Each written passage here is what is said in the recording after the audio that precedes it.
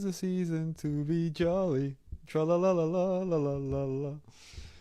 Just getting into the festive season, getting into the festive zone. We've got people joining. M. Attard, thank you for joining. Welcome to another episode. Phillips Plant Hire, hello, long time no see. Little Bear, another one. How you going, Little Bear? Charlie, good to see you. Guys, welcome to another live session episode. It is Sunday, the 8th of December, 2024. It is the festive season, I believe. Is that what we call it? Christmas is almost upon us. Speaking of the festive season, I'm going to be talking about, and this is a topic tonight because I am flying solo, so I'm going to be going through a topic. The topic is preparing your site and your equipment for the Christmas break. A lot of people during Christmas will shut down for a couple of weeks and then come back again in January. So let's talk about what I do and what you should do during that time just before you have the shutdown. Little bit Earthworks is saying can't wait for his episode. Yes, they will be coming. Yes, very good. So look out for that, guys. Sam Axe Excavations has joined. Castle Ridge Excavations, thank you for joining. We've got Brighton Thomas on TikTok as well. Who else is on there? Cause, a fair few people here too. 21S Maz. Oh my gosh, Maddie, Paulie. There's a fair few on there. Okay, so I will not keep reading names out. I'm sorry if I do miss it. Thank you for the likes. I can see people already. I can see the love hearts flashing up and down the screen. So thank you for joining. JR Dirtworks has joined and Andrew Pearceland. All right. So thank you very much. Anyway, let's go through a few of the formalities and then I'll hit my topic. Little Bear has just said something. Hang on. Something to add for the topic tonight. Is there a GPS tracker that you recommend for our vehicles? All right, let me write that down because I can answer that. GPS tracker for machines. So I will do my little bit and then I can tell you. Actually, you know what? Let me answer that for you right now. Okay, so, and Moba's joined, thank you. Little Bear, a good tracking system that I used to use, they're called Virtual Fleet. That's the company that I used. Virtual Fleet, and they used to give you an app where you could actually log in and see where all your machines are, what time they start, what time they turn on, what time the machine turns on, when it turns off. You can put like a little zone around it so that if that machine moves out of that zone, it'll give you notifications. You can also have that if the machine starts up in a certain time outside of a time frame, that it will notify you as well. And I actually had, on top of having the GPS tracker, Virtual Fleet also added a little key tags to that system. So every operator had their own little key tag and you could only start the machine if you had that key tag. So you tap it on like the little box and it would beep, which means that it's unlocked, and then you could start the machine, and then it would arm itself as soon as you turn the machine off. Or you could set a timer as well so that you don't have to do it, within 15 minutes. So that was Virtual Fleet. I don't know what the name of the brand of the equipment that they installed is, but that is who I utilized, and he was really good. That was Sam from Virtual Fleet. So if you want to get in touch with Sam, I can send him your details, or you can just look him up on the internet. So Virtual Fleet Solutions, and he does it for like big fleet companies and that as well. So very, very good. Melbourne based. Brian Thomas says, how the afternoon going? I'm just fixing my driveway with a 1-ton digger. Oh, so Brighton's working. There you go. Little Bear saying thank you. Very good. Born Again OC has joined. Thank you very, very much. For anyone, before I go and do the quick formalities, make sure, if you haven't done it, if you've got some sort of business in earthworks or construction, it can be anything to do with earthworks or construction, go on earthworkshub.com.au. It's free for a limited time, so you can list your business on the directory free for a limited time, and then everyone can use your services. So go on earthworkshub.com.au, sign up, and then go to add listing, and then add your business in there so everyone can start using your services. And vice versa, if you need to find a contractor or someone in earthworks, You can go to the website, search for someone in whatever state you're in, and it will give you a whole list of people that are listed, and you can call them and get quotes or pricing and start using their services. All right. I can tell you one downfall. There's one downside to having my studio in the garage. One, it's cars. So you probably heard that in the background then. So there's often cars coming up and down, revving their motors, turning them on, idling for some unknown reason. And two is the neighbours putting the TVs up really loud and music, and I can actually hear someone with Christmas music in the background. So I don't know if you guys are picking that up, but I can hear that. Yeah, so don't forget to list your business on there. So there's a free one, so you can go on and list it for free. There's also a special one, which is $300 a year, and you actually get to list your business, and it appears on the front page. So go on to add listing, and it will give you under businesses, add listing, and then you'll see the options there. There's a free one for a limited time, and then there's another one there which is a bit of an upgrade, and it's called featured, and it means that your business will come up first whenever people search, and it also means it'll be on the front page as well. So that way people, as soon as they go on the website, they'll see your business on there. But only if you're interested, you can go on that one. If not, do the free one and just get listed on there, man, because people are going on there and searching. I can see when I look at the stats, people are actually going on the site and looking and searching for contractors and businesses. So definitely go on there and list your business, increase your exposure. Why not? A quick shout out to all my sponsors and partners: MOBA Australia, who's joined us. I saw they joined a bit earlier. Network Finance, the Bole Group, Melbourne Tractors, Spartan Machinery, Nexgen Landscapes, JR Safety Co., Digga, Godings, Earthmoving Warehouse, and RecordTime. So now they've joined us as well. And then we've got our affiliates, Too Savage, Hard Hat, Watches, and Telesin. So when you go on to any of those guys, you can get discounts. Mention Earthworks Hub. If you go to Digga, you can use eWorks Hub on their online store, the same as MOBA, and you can get yourself discounts. And it's the same code for Hard Hat Watches. But for Too Savage, it's eWorks Hub 10. So yeah, make sure you go on, get yourselves a discount. Why not? You might as well do it. The opportunity is there. Oh, we've been joined by Tom Close. Who's that? Tiana Ann, is it? CR Kennedy has joined. Hello. And Bean Diggin. All right. Thank you as well for joining me tonight.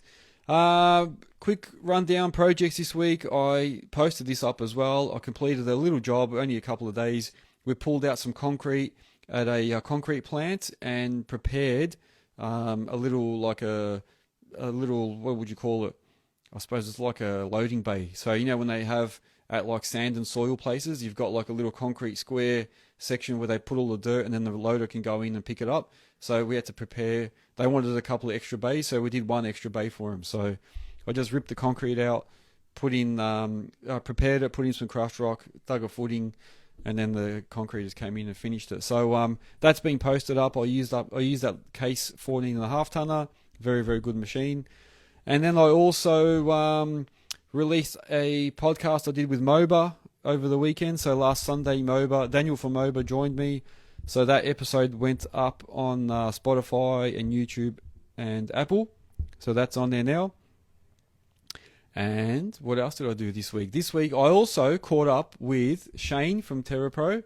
So we actually caught up. He was doing a job not far from where I was working, and it happened to be for Little Bear. So at the same time I went in there, I saw Shane face to face, because we only usually talk like this over the screen.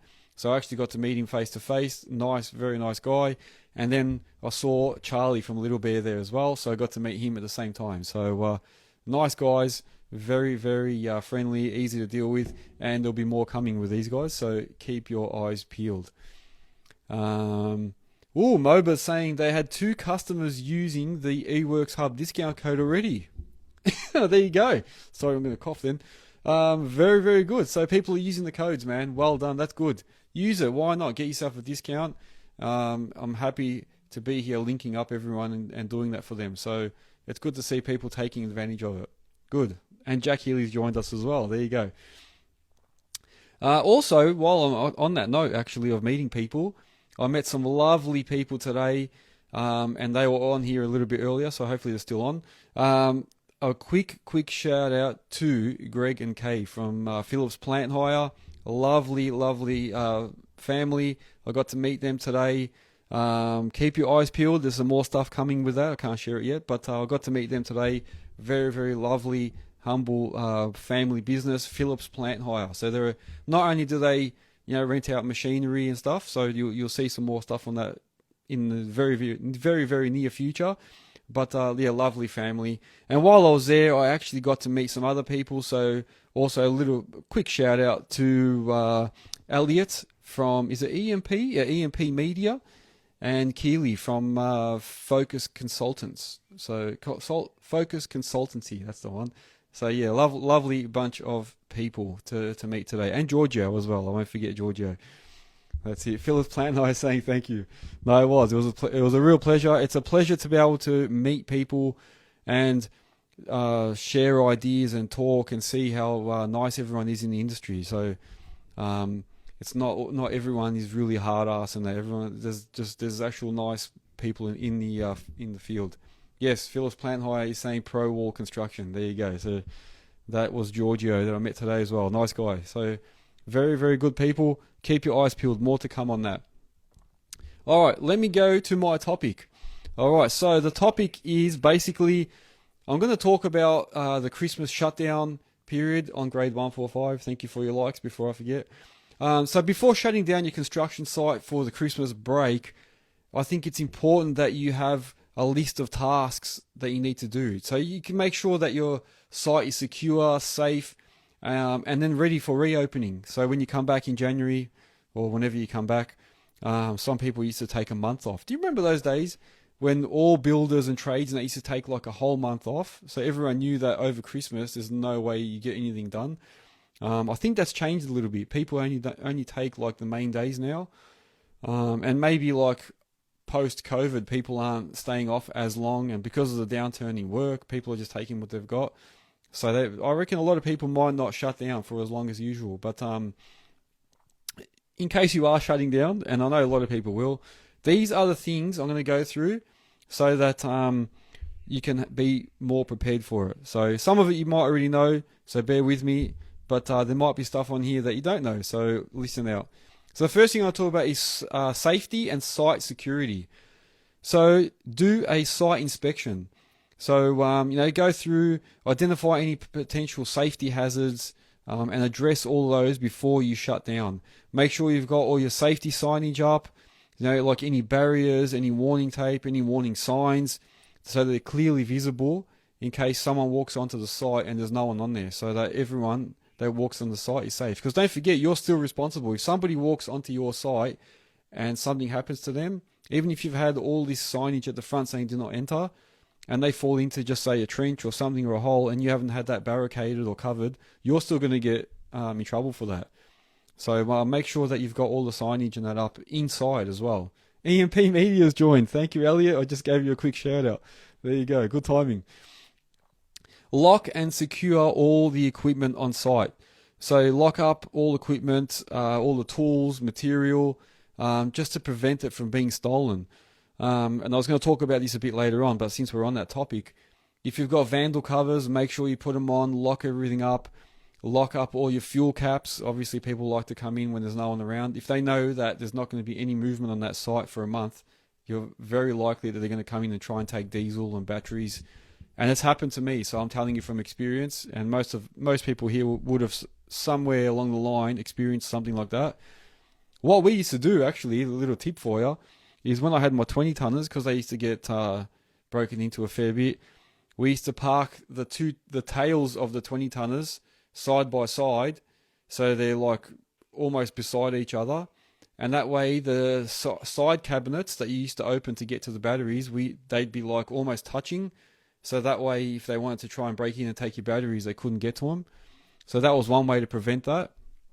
And if your fuel caps are on the same side, I suppose it stops them from trying to get their truck there. But if they've got long hoses, they'll get the fuel anyway. But at least their batteries won't go. Because batteries on big 20-ton machines and that, I don't know if you're aware of that, but they're like hundreds and hundreds of dollars because you've got big batteries in there.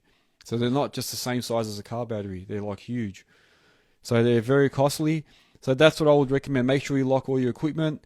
Close off any restricted access to the site to prevent unauthorized personnel. Install CCTV and motion alarms. So most of the sites I worked on in like civil, they had like a camera set up on a huge post, and it had motion sensors on there. So an alarm would go if anyone came on there at a certain time. If you are going to have those as well, just make sure you talk to anyone that's on site. So if anyone's leaving their machines on site, make sure you talk to them and ask, are they intending to come in during the break to work on their machines? Because the worst thing is they come on and the alarm starts going off, police turn up and all this stuff, and they're just there to service their machines. So just talk to everyone. The next thing I'm going to talk about, weather preparation. So you got to weatherproof the site. So if there's a chance of like inclement weather while you're away, take measures to protect the materials on site, the machinery, anything that's exposed. So cover things up. If you can put tarps over things, or you can shrink wrap pallets with materials on there, put some weather protecting covers over machines. If you've got open cab machines, get yourself a Digga lid. You like that? That was a good little sales pitch. Get yourself a Digga lid cover for it so it doesn't, or the machine doesn't get affected by the weather. And then drainage and flood protection. So check that everything's got proper drainage in place to avoid things flooding. So I remember I worked at a job site once, and the car park got all flooded. And then what they found was one of the drains at the bottom of the car park had been covered, and then it didn't allow the water to drain away. So the whole car park where we used to park while we're working got all flooded. So they had to uncover that, cut out a little spoon drain to feed all the water away. So make sure that you're not covering, if you are covering things, that you're not going to cause a flood. Then finalize any work that you can for the year. So complete any of the critical tasks. So finish anything that can be completed before the break. So anything that's going to potentially affect safety or the security of the site, try and finish that before you go off on the break, because then you don't have to worry about it. Once it's done, it's finished.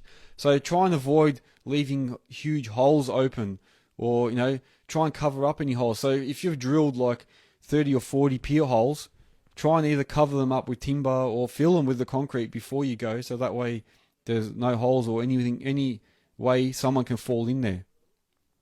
So that's what I would suggest. And then backfill. If you've got trenches that are open and there's chances that they'll get filled up with water or someone might fall in, if you can backfill them, just lightly backfill those. If it's not going to be a pain or a lot of extra work, just backfill them, and then people don't have to worry about falling in or that flooding and becoming like a huge pool. And then you can create little spoon drains if you need to in certain areas, so you can feed the water away. Then clean up. Now's your chance before Christmas to do a quick clean up of your site, remove any waste, get rid of any debris, get rid of any unnecessary material. You don't want stuff on site that you don't really need, so just get rid of stuff. So just before Christmas is a good time to do a big cleanup. Even if it's the last couple of days. I remember we used to get like a skip on some of the jobs, a big skip bin, and just fill it up with all the rubbish on site just before the Christmas break, and use that opportunity to get rid of everything. And then make sure you've got temporary protection for any openings. So close off or temporarily seal any unfinished openings or areas that could pose a risk. So that's what I was just saying. Check all your temp fencing, make sure there's no gaps in there, make sure it's all locked tight, because I know throughout the year a lot of times people open up panels and don't put them back. They leave them disconnected. So they're avenues for people to walk in. And I know a lot of people say, it's only temp fencing, anyone can undo it. But if you've got it all locked in tight and someone turns up and they haven't got tools and stuff, it's going to be less of a chance of them going in than if it's open, because then they've got no effort, they can just walk in. So you've got to try and make it a bit of an effort for them. And barricade all excavations. So any like trenches, any open holes, make sure you've got some sort of tape around there, webbing or something, just to prevent people from falling in, because like I said earlier, you're still going to be responsible. Even if that's there and someone falls in, I still reckon there'll be a way that will be responsible for it. But if you can show that you've done everything that you can to the best of your ability, then you've got some chance of fighting it. Documentation and communication. So this is a big one. So if you're doing a project, update all your project records, ensure all your daily logs are done, your reports, that everything's up to date. But also notify all the stakeholders. So if you're running a job, make sure that the client, any subbies that are working on there, any suppliers, that everyone knows when you're closing for Christmas, what time, what date you're closing, what time before the last delivery can get in there. Make sure that subbies know when they have to get their machines off site, because a lot of times, civil companies and that will ask people with machines to remove them from site. So they'll say you can leave it on site, but we're not responsible. But most of the time, people will take their machines and take them off site and take them to their yards or whatever. So you got to inform everyone on that project or everyone on that site of what the plans are when you're closing, but then also when you're going to be reopening. So when you're going to reopen for deliveries, when you're going to reopen for subbies to come back. So you might get some of the guys to come back a bit earlier and then start accepting deliveries because you've got to get things prepared. So notify everyone with those dates. And then you can also review your project timeline. Make sure that you start scheduling stuff in to get delivered after those dates when you come back. All right. Number 5, utilities and power. So turn off any utilities that you don't really need. So if you're not going to need water on site while you're on your Christmas break, or power, turn it off. So you don't have something to worry about. Imagine if the water's all connected and then a hose happens to burst somewhere on site, you're going to turn up to a massive flood. So if you don't need to have water on there, turn off the water, turn off the power, whatever you need, gas, if you don't need it during the break. Secure any temporary power. So if you've got temporary power like generators and stuff, so you need them running to keep, either pumping water somewhere or something, make sure they're secure and tied down. You don't want to come back and this huge generator's gone, a 20 grand generator's disappeared. So make sure that is secured down so people can't just come and take it. And make sure that if you're not going to be using them, that they're shut down and covered and stuff so they don't get damaged while you're away. And if you've got site sheds and that, make sure that they're all locked and all the heating's turned off, cooling's turned off, so it's not still running while you're gone. Because a lot of times you can bet on some sites, if they haven't got generators running it, if they're just running on pure power, like full, connected power, then they might leave aircon on and it just keeps running for the whole month. You don't want that. Number 6 is equipment and machinery. So I'm going to go to a couple of specifics here. So I said earlier, if you've got machinery on site, make sure you talk to everyone on site and find out who's going to be floating their machines out, when they're going to be floating them out. So tell them, what day they can start taking machines away. And this is where float companies must have. Christmas must be a pain in the ass for float companies because they'll have everyone just trying to get machines out and all wanting them out on the last day. So try and organise it so that not every machine is getting floated on the last day. Try and stagger it if you can. This is helpful for project managers as well and supervisors. Shut down your machinery, shut down any equipment that you have. Make sure it's all locked. And like I said, if you've got machinery where there's potential for a break-in, try and put them all together so people can't open the side cabinets and get into them. So just make it that little bit harder. If you're leaving stuff on site, make sure you lock them, vandal covers, all that sort of stuff. If you've got buckets and attachments, lock in all your buckets and your attachments so that they're very hard to get out. So if you can keep your hammer on top of all your buckets and lock it all in, it'll make it hard if you've got excavators, that is. It'll make it harder for them to try and pinch anything. So that's some more advice on the equipment and machinery. If you've got containers, with all your tools and equipment in there, reverse the machine up. So a lot of times we used to reverse like a bobcat or a truck or something and put it up against the container, so it makes it harder if people are trying to break in.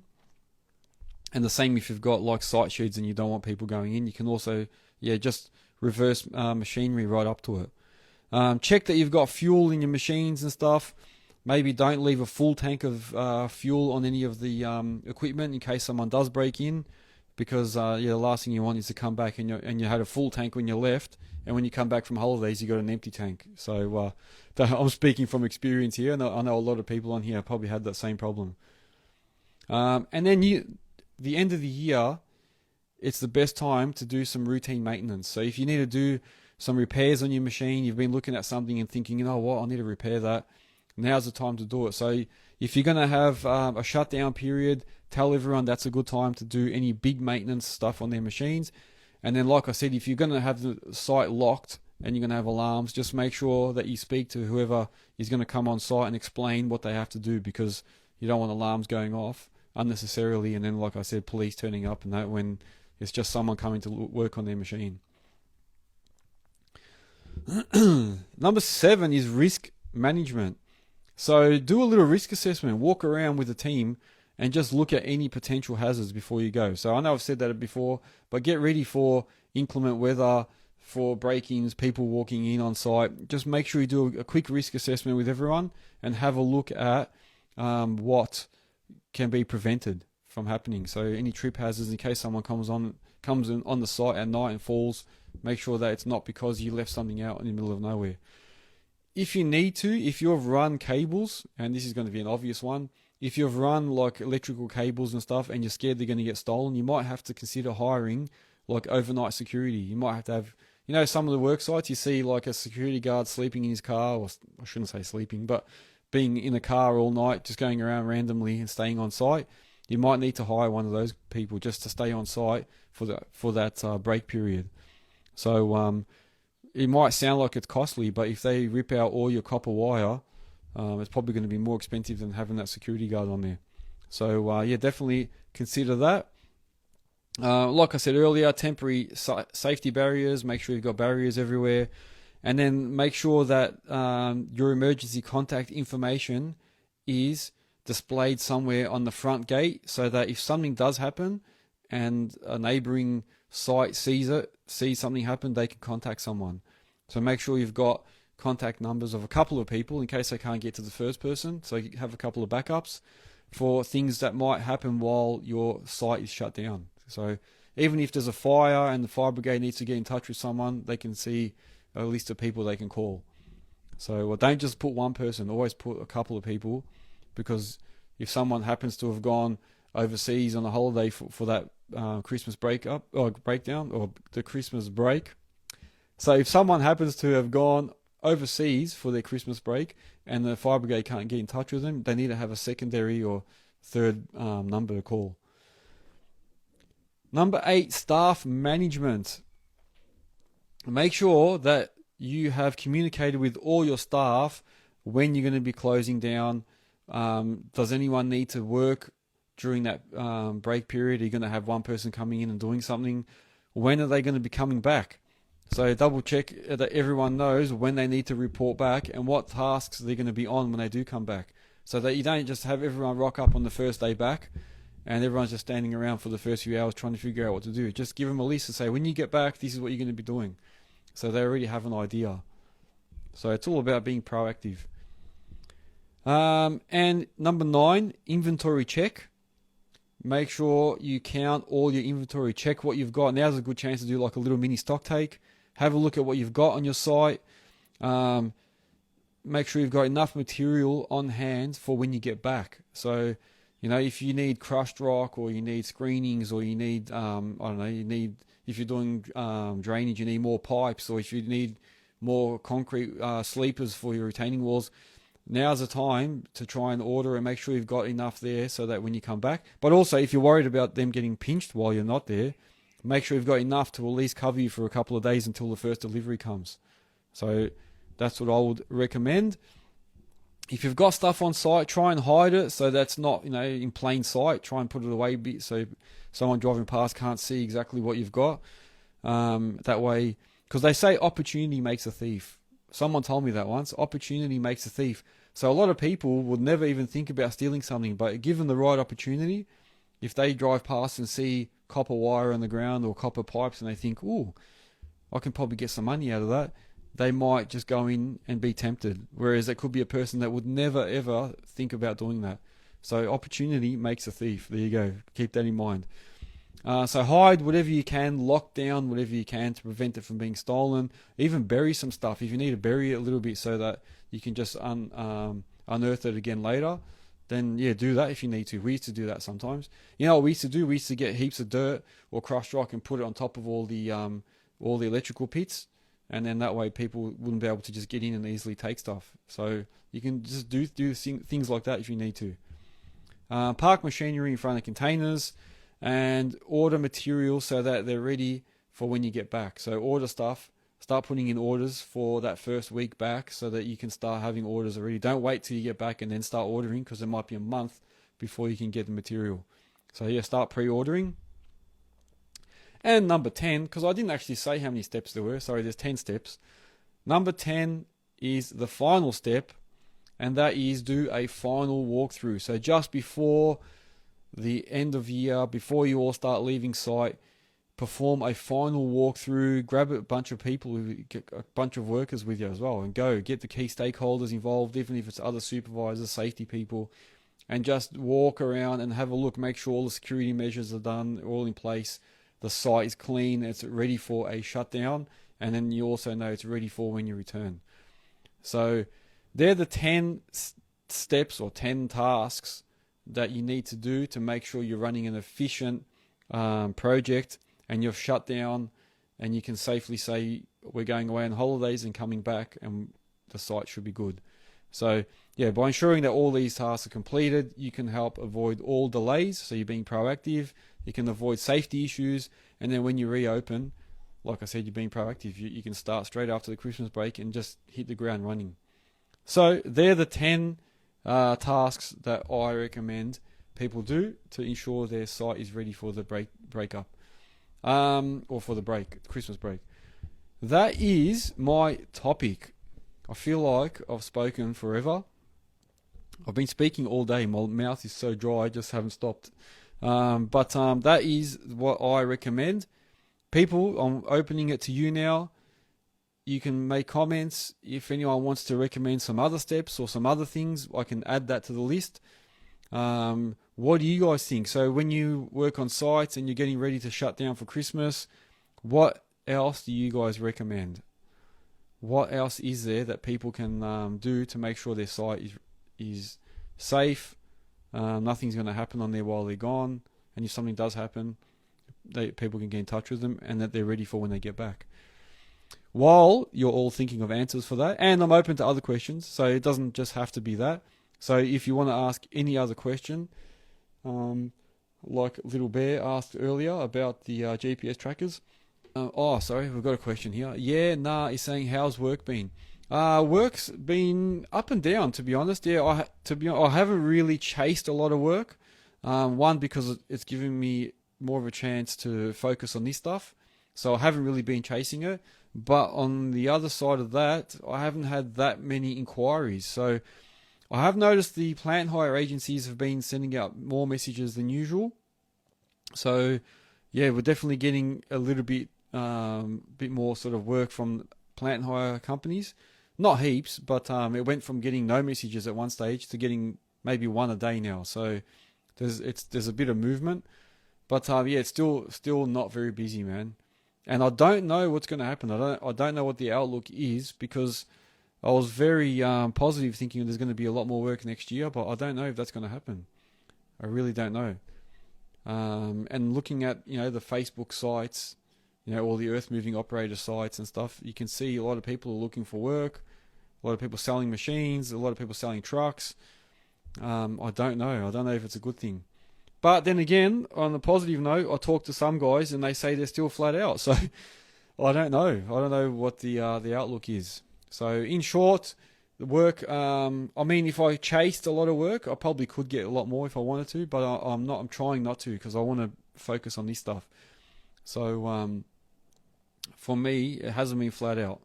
It hasn't been. But there's enough there. Yeah, there's definitely enough. So hopefully, hopefully I answered that question for you.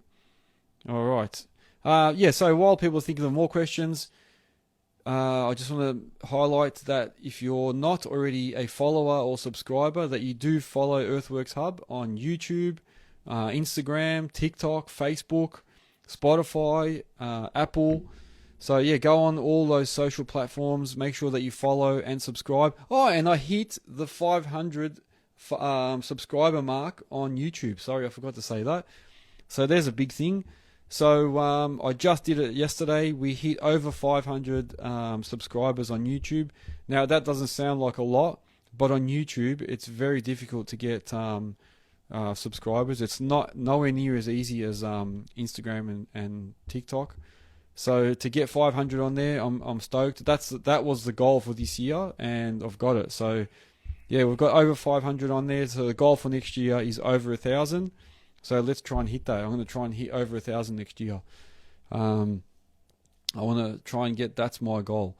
So yeah, over 500, and yeah, actually, YouTube sent me a little congratulations thing, which I didn't expect, but it's like a little, I don't know, like a congratulations achievement email. All right, here we go. Some more questions. So Tom Close 333 is asking, what's your favorite combo as an owner-operator? I will tell you right now. My favorite combo as an owner-operator is probably, and I'm talking from what I've had and what I enjoyed the most out of all my stuff, and what I found worked really well, was the 5-tonner with a posi track and a tipper. So having those three, having a triple combo, so 5-ton excavator, a posi track, and a tipper, that seemed to work the best for me because it gave me the opportunity to do a whole range of work. So with that combo, I got to work for landscapers, for pool diggers, for civil companies, all sorts of people. So anyone doing residential work, road infrastructure, football fields, and all sorts of stuff. So because I had that ability to dig with the machine, so I could dig with the 5-tonner if I needed to. If I needed to move material, I could use the posi track to move it from the backyard to the front yard, or move material to the back when I needed it.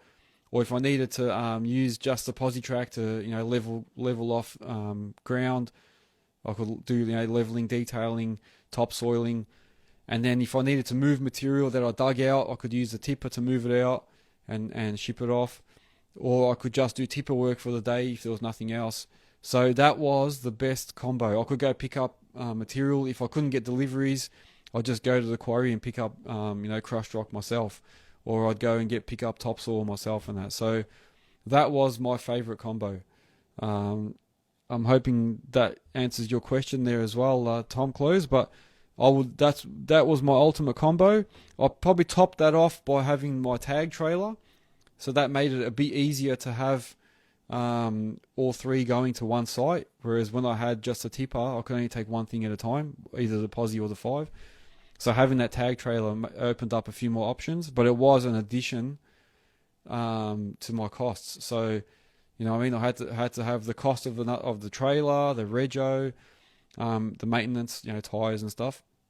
And then the parking, I had to find extra areas to park because it's bigger. So it did also though make other extra work for me, but it was an ultimate combo in my opinion. So that's what I would say is the ultimate. Hopefully that answers the question. We've also got Fleck Earthmoving, In-Depth Civil, and Trent Skeeter. They're all joined. Thank you for joining as well. So yeah, Tom, hopefully that answered your question, but that would be my ultimate combo. The 5-tonner with a posi track and a tipper. There you go. Tom Close is saying, yep, that's great. So he's obviously happy with that answer. So yeah, if you haven't followed me on all my other socials, make sure you go on there and follow. And like I said earlier, if you do have a business, so any type of business, it can be, there's a whole range of categories on Earthworks Hub. So you go to earthworkshub.com.au.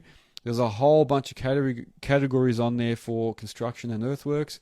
So you can list your business under one of those categories. So anything from concreters to concrete trucks to concrete pumps to excavators or excavation work, bulk earthwork guys, pool diggers, retaining wall people, landscapers, engineers, architects, anything. There's a whole bunch of stuff on there. If you're an employment agency for the earthworks industry, you can put yourself on there. Anything, superannuation funds, anything like that, you can go onto Earthworks Hub and look under businesses, and you'll find them on there. So list yourselves on there, or get someone use one of the services that are on there already. And if you want to show your support for Earthworks Hub, you can also buy yourself some merch. So there's plenty of different types of merch available. So you go to the website, earthworkshub.com.au, and click on shop, and it will take you to the shop, and then you can actually buy all sorts of merch. And I would highly recommend to get the bucket hats. So I was saying the other day, the bucket hat will save your ears, save your neck, save your face and your nose and all that from getting burnt. So you can even see, like, today wasn't that hot, but the sun is just really, really strong. So I don't know if it's just me, but I feel like the sun is getting stronger. Like the rays from the sun are just like burning. So if you can protect yourself, the cap is just not enough, I'm finding. You got to have an actual bucket hat nowadays. So yeah, get yourselves one of those on the Earthworks Hub shop. Here we go. Christian Collegia is asking, what do you think about the industry in Victoria? How is it going at the moment? Oh, I just answered that a couple of minutes ago. You should have joined on a few minutes ago, Christian. I'm in my honest opinion, I don't know. It's a very, very weird time. The industry looked like it was going to start picking up, and people are saying, yeah, next year will be heaps better. But I don't know. I don't know if I see it getting any better that quick. But we'll see. I don't know. It's hard to say. I was just saying as well, there's a lot of guys saying they haven't got work, but then there's a lot of people saying that they're still flat out. So, and I still see people, buying machines. I still keep saying people are seeing people buying attachments and that. So, yeah, obviously some people are still going strong, but I don't think they're flat out. I don't think anyone's flat out. So that would be my answer to your question. That's what I said a little bit earlier. I think it's not going to get back to like what it used to be for a while, I reckon. So I don't know. But it'd be interesting to watch. It's a good space to watch. Tom Close is asking another question. Oh, he's saying something. He's saying that he's going to hire a machine to get more experience. Oh, there you go. Well, Tom, if you are going to hire a machine and you're in Melbourne, you need to go and speak to Phillips Plant Hire. There you go. Because Phillips Plant Hire, if you're in Melbourne, that is, Tom Close, Phillips Plant Hire can sort you out with a machine if you need to hire one. Phillips Plant Hire, actually speaking of them, have a comment. Phillips Plant Hire is saying maybe seeing what other trades or businesses are doing to generate leads. Yeah, so what are people doing? So in response to like Christian's question about how the industry is going, what are people doing to generate more leads? Like how are you trying to get more work? Like what are you actually doing? That would be good because everybody would probably like to know. Like, are you going and door knocking, or knocking on sites and seeing if they need someone, or do you try and put more ads out? Are you trying to communicate with more people, or are joining some associations, or what are people actually doing? Yeah, so that's a good question. What are people doing to try and increase leads and get more work?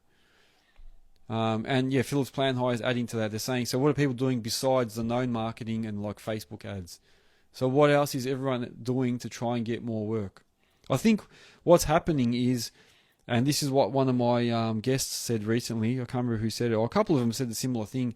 This is where relationships are very important. So, if you've got a customer that you're dealing with, the way you treat that customer, the reliability that you offer, the service, how the quality of work that you provide, that's all going to come into play as it gets quieter, because your customer's always going to remember the person that puts in the most, that's always there when they call, that always goes that little bit extra.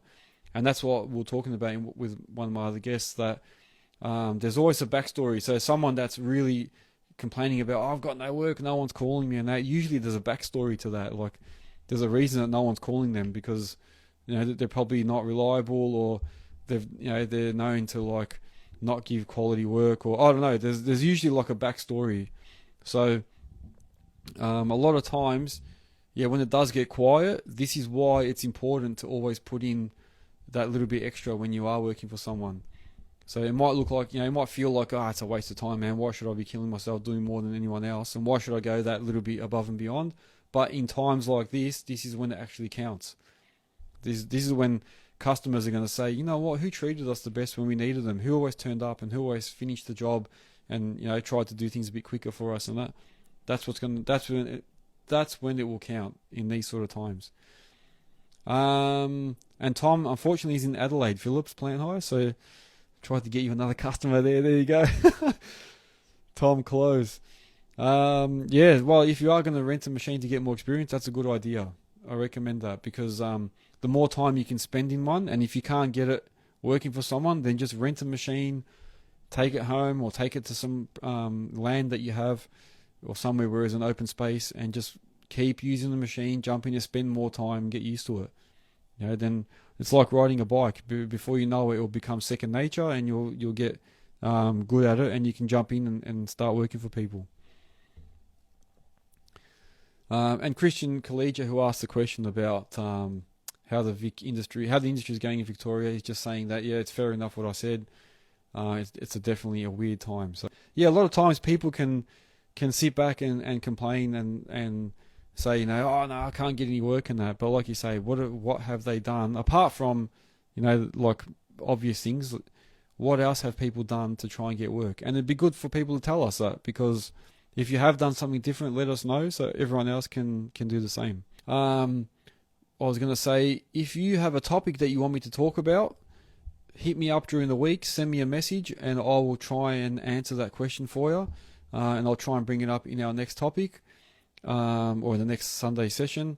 So if you've got something that you want me to talk about, even if it takes a little bit of work for me to research it and that, send me a message. I'll have a look at it, and then I'll try and answer it for you on the next session. And then if I can't help, bring it up in the live session, and that's what everyone's here for. So somebody else on here might be able to answer it for us. So definitely don't be afraid to send me any questions. Oh, what's good actually? A lot of people are hitting me up during the week and suggesting possible podcast guests. So I'm happy with that. So if you've got someone that you believe would be a good guest on my podcasts, send me their name, and I'll hit them up, and I might be able to get them on as a guest. So it can be anyone. Just let me know who they are, and if you've got their details, let me know, and then I can try and bring them on here. So, obviously I'm going to vet who I put on here, but if it's someone that's going to be worthwhile putting on, definitely send it to me. So, and I appreciate all those people that are sending me those suggestions during the week. Guys, it is almost time to wrap it up. I know everybody has to work this week, so and it's a Sunday night, so I won't keep you up any longer. Like I said, thank you very, very much for joining me. I know it's almost time for Christmas. I don't know if I'm going to actually be going all the way through. I'll have to keep you posted on that, but I've got a feeling I will, because I don't know if we're really going away or anything, but I've got a good feeling that we're going to go all the way through Christmas. If not, maybe I might just not do a Sunday live, like through the Christmas main days, and then we'll be back again. But I don't know. I haven't actually set anything in stone yet. Oh, I just got a gift on TikTok. Thank you, Jake. Thank you very much. So keep your eyes posted. That I'll post it up when I know what I'm doing. It's 9 o'clock. I'm not going to keep you any longer. Thank you very much to everyone that has joined. Make sure that you join every Sunday Melbourne time at 8 p.m. and we're going to have these sessions, unless I post differently, but it will be 8 p.m. on Sundays as usual. Thank you once again for joining me. Thank you to everyone that that was out with me today. So Phillips Plant Hire and the rest of the team. Keep your eyes peeled. There's more to come with that, guys. Have yourselves a great week. And also thank you to the guys that have been sending me positive feedback. I got some more as well. So like I was saying, JR Dirtworks sent me some positive, supportive comments. I'm getting more like that, so I really appreciate it, guys. It makes me feel appreciative, so like I'm appreciated. So thank you very much to everyone that's been doing that. Phyllis Planthigh is saying thank you, legend. WTF you Ripper is saying thanks, mate. That's good. That's good. Thank you very much to everyone. I will go and keep an eye out if I'm back in the machines, which I think I am tomorrow. I'll be doing some live sessions during the day as well. So usually while I'm operating, I'll put the camera on and chat. That's on Instagram and TikTok, so I'll keep swapping. So keep your eyes peeled during the daytime. And I hope you all have a good week. I'll see you all on the next episode. Take care, guys.